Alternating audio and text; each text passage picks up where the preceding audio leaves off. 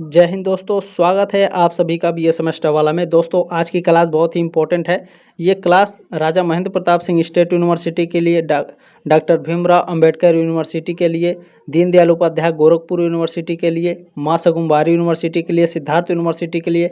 देखिए उत्तर प्रदेश में जितने भी यूनिवर्सिटी है, भारत में जितने भी यूनिवर्सिटी हैं, यदि आप बीए फर्स्ट सेमेस्टर हिस्ट्री का एग्ज़ाम देने जा रहे हैं तो ये बहुत ही इंपॉर्टेंट आपके लिए क्लास होने वाला है। ठीक है, तो ध्यान रखेंगे, आप भारत की किसी भी यूनिवर्सिटी से, किसी भी राज्य से हैं, यदि आप बीए फर्स्ट सेमेस्टर हिस्ट्री का लिए हैं और इसमें आपके पेपर का नाम है history of medieval India up to 1206 AD या फिर टिल 1206 एडी या फिर 751 से 1206 एडी तक है, तो आप इस क्लास को अटेंड कर सकते हैं। चिंता करने की कोई भी आवश्यकता नहीं है। ठीक है, और ये जो क्वेश्चन पेपर है दीनदयाल उपाध्याय गोरखपुर विश्वविद्यालय का है। ठीक है, ध्यान रखेंगे। और ये क्वेश्चन पेपर 2021-22 का है, यानी 2024 एग्जाम, 2025 एग्जाम, 2026 एग्जाम, 2027 एग्जाम के लिए भी मोस्ट इंपॉर्टेंट होगा ये क्वेश्चन पेपर। ठीक है, चलिए आगे बढ़ते हैं साथियों। आपको मैं बता देता हूँ ये जो क्वेश्चन पेपर है एमसीक्यू बेसिस है। ठीक है, ध्यान रखेंगे। देखिए लिखित जो आपका एग्जाम हो रहा है वो वीर बहादुर सिंह पूर्वांचल यूनिवर्सिटी में, राम मनोहर लोहिया अवध विश्वविद्यालय में, महात्मा गांधी काशी विद्यापीठ में और बहुत सारे तमाम ऐसे कॉलेज है जहाँ पर आपके लिखित एग्जाम हो रहे हैं। ठीक है, तो जिनका लिखित एग्जाम है वो तुरंत जाएँ, डिस्क्रिप्शन बॉक्स में लिंक दिया गया है प्लेलिस्ट का।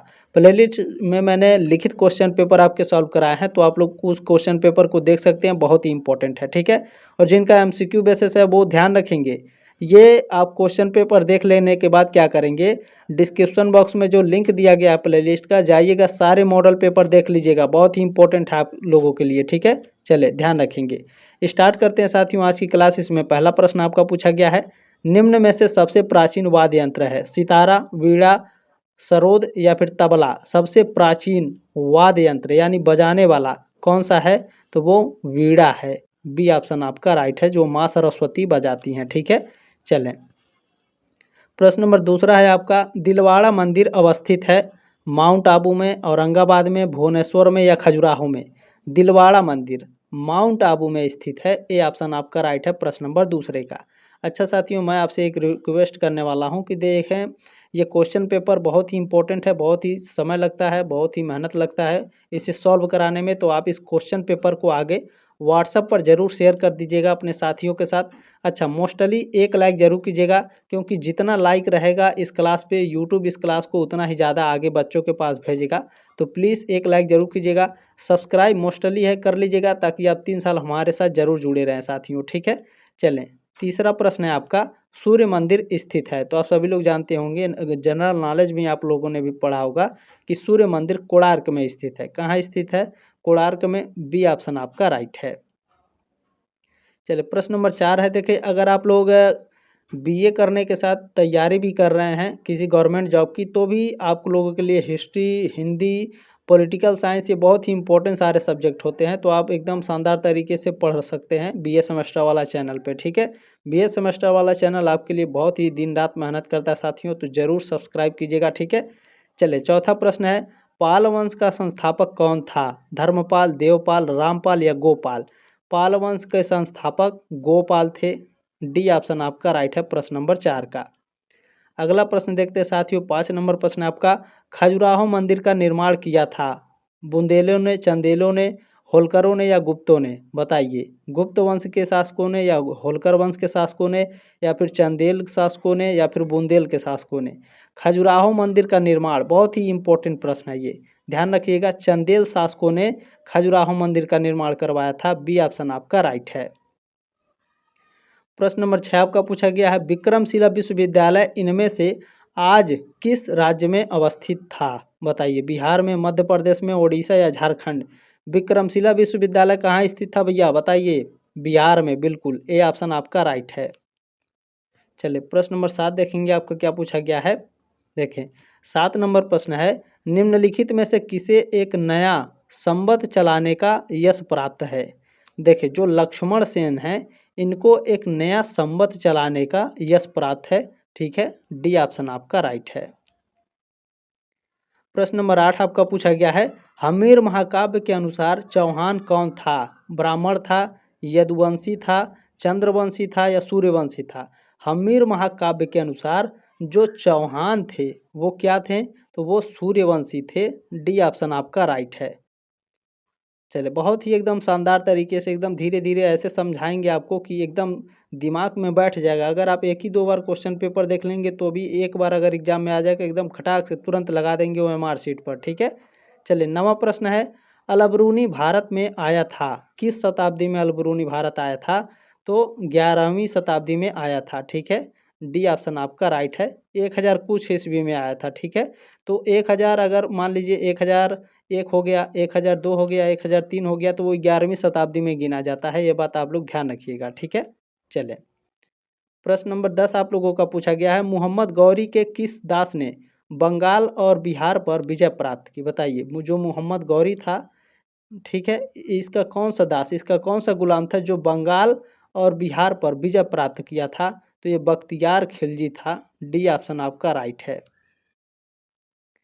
प्रश्न नंबर 11 आपका पूछा गया है, गुर्जर प्रतिहार वंश की स्थापना की थी? गुर्जर प्रतिहार वंश की स्थापना किसने की थी? तो नागभट्ट प्रथम ने की थी। ए ऑप्शन आपका राइट है।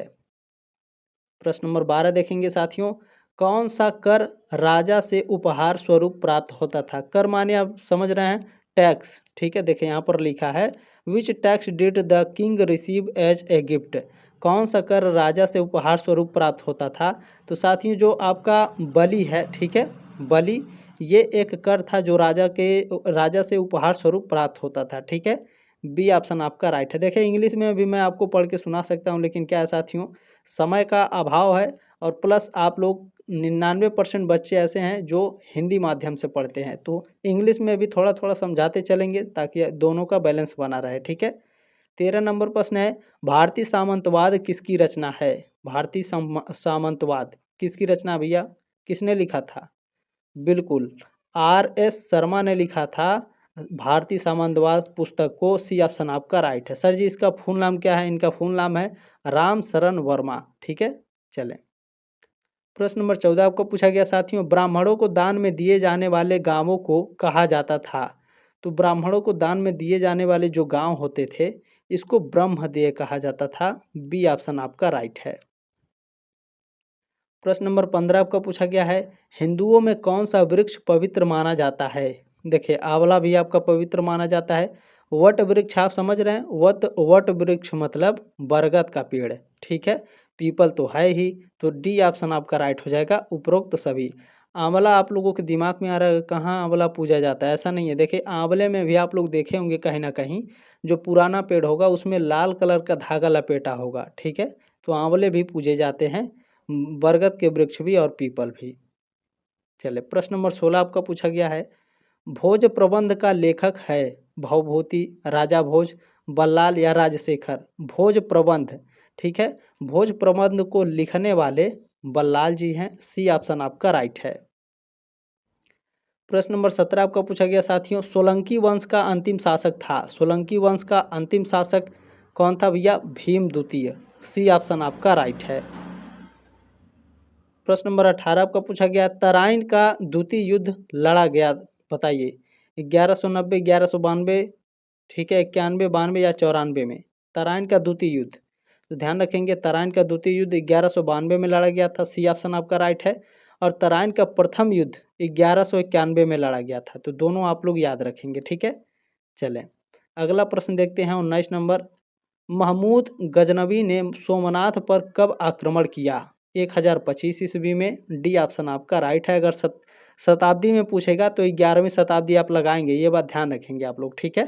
चलें, प्रश्न नंबर 20 है, चंद्रबरदाई किसका दरबारी कवि था? चंद्रबरदाई जो थे ये पृथ्वीराज चौहान के दरबारी कवि थे। ए ऑप्शन आपका राइट है। प्रश्न नंबर 21 देखेंगे, आपका क्या पूछा गया है? देखिए, हम्मीर महाकाव्य में चौहानों को बताया गया है। हम्मीर महाकाव्य में चौहानों को सूर्यवंशी बताया गया है। डी ऑप्शन आपका राइट है। प्रश्न नंबर 22 आपका पूछा गया है, महानतम प्रतिहार राजा था? मिहिर भोज, हर्षवर्धन, ध्रुव या धर्मपाल? महानतम प्रतिहार राजा कौन था भैया? तो ये मिहिर भोज थे। ए ऑप्शन आपका राइट है। चलिए, प्रश्न नंबर 23 देखेंगे क्या पूछा गया है। बहुत ही इंपॉर्टेंट क्लास है ये। देखिए, निम्नलिखित में से कौन विक्रमशिला विश्वविद्यालय के संस्थापक थे? बहुत ही इंपॉर्टेंट ये प्रश्न है। विक्रमशिला विश्वविद्यालय के संस्थापक कौन थे भैया? तो ये धर्मपाल थे। ठीक है, बी ऑप्शन आपका करेक्ट है। प्रश्न नंबर 24 है, महोदया किसका पुराना नाम है? प्रयागराज का, वाराणसी, अयोध्या या कन्नौज का? महोदया किसका पुराना नाम है? कन्नौज का नाम है। डी ऑप्शन आपका राइट है प्रश्न नंबर 24 का। प्रश्न नंबर 25 आपका पूछा गया है, जेजाक भुक्ति प्राचीन नाम था बुंदेलखंड का, बघेलखंड का, बुंदेलखंड का, मालवा का या फिर विदर्भ का? जेजाक भुक्ति प्राचीन नाम था बुंदेलखंड का। बी ऑप्शन आपका राइट है। प्रश्न नंबर 26 है साथियों, ध्यान से देखेंगे। पुराणों का अध्ययन करने वाला प्रथम मुसलमान था। पुराणों का अध्ययन करने वाला प्रथम मुसलमान अलबरूनी थे। सी ऑप्शन आपका राइट है प्रश्न नंबर 26 का। प्रश्न नंबर 27 बहुत ही इंपॉर्टेंट प्रश्न है, ये लगभग हर साल पूछा जाता है। पृथ्वीराज विजय, ठीक है, पृथ्वीराज विजय किसने लिखा? जयानक ने, चंद्रबरदाई ने, नयचंद सूरी ने या फिर नरपति नाल ने? किसने लिखा है पृथ्वीराज विजय को? तो ध्यान रखेंगे जयानक ने लिखा है। ए ऑप्शन आपका राइट है। प्रश्न नंबर 28 आप लोगों का पूछा गया, निम्नलिखित में से कौन पृथ्वीराज चौहान के रूप में प्रसिद्ध था? पृथ्वीराज प्रथम, पृथ्वीराज द्वितीय या पृथ्वीराज तृतीय? पृथ्वीराज चौहान के रूप में कौन प्रसिद्ध था? तो ये पृथ्वीराज तृतीय थे। सी ऑप्शन आपका राइट है। प्रश्न नंबर 29 आपका पूछा गया है, मोहम्मद बिन कासिम था, मोहम्मद बिन कासिम मंगोल था, अरबी था या फिर तुर्की था? तो मोहम्मद बिन कासिम एक अरबी था। बी ऑप्शन आपका राइट है। प्रश्न नंबर 30 आपका पूछा गया साथियों, मक्का कहाँ है, यानी मक्का कहाँ स्थित है? सऊदी अरब, ईरान, इराक या सीरिया में? सऊदी अरब में है। ए ऑप्शन आपका राइट है। प्रश्न नंबर 31 क्या पूछा गया है, पैगंबर हजरत मोहम्मद का जन्म हुआ था? बताइए कब हुआ था पैगंबर हजरत मोहम्मद का जन्म? सभी लोग बताइए। बिल्कुल 570 ईसा पूर्व में। बी ऑप्शन आपका राइट है। 570 ईस्वी में, ईसा पूर्व नहीं, ईसा पूर्व अलग हो जाएगा। ठीक है, बी ऑप्शन आपका राइट है 31 नंबर प्रश्न का। प्रश्न नंबर 32 पूछा गया है, संस्कार कितने हैं? 16 संस्कार होते हैं। सी ऑप्शन आपका राइट है। प्रश्न नंबर आपका 33 पूछा गया, निम्नलिखित में कौन परमार वंश का शासक था?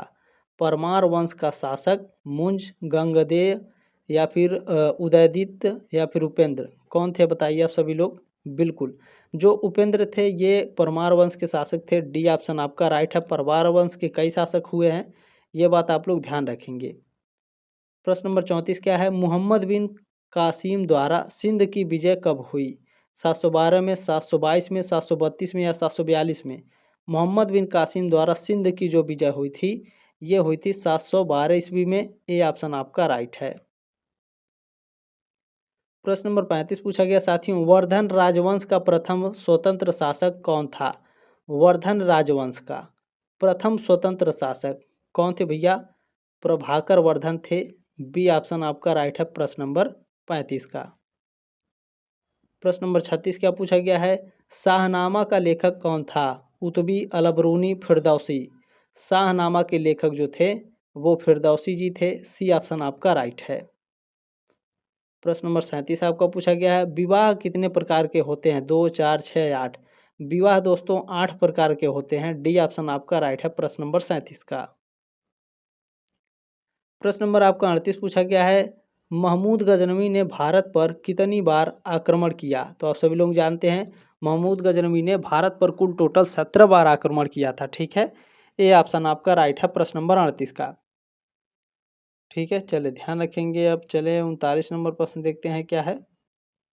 देखें 39 नंबर प्रश्न है, आश्रम व्यवस्था के अंतर्गत कितने आश्रम हैं? 2, 3, 4 या 5? आश्रम व्यवस्था के अंतर्गत जो आश्रम है साथियों ये कुल टोटल 4 प्रकार के आश्रम होते हैं। कौन कौन से मैं लिख रहा हूँ ध्यान से देखिएगा। पहला आश्रम होता है ब्रह्मचर्य। पहला आश्रम कौन सा होता है? ब्रह्मचर्य। दूसरा क्या होता है?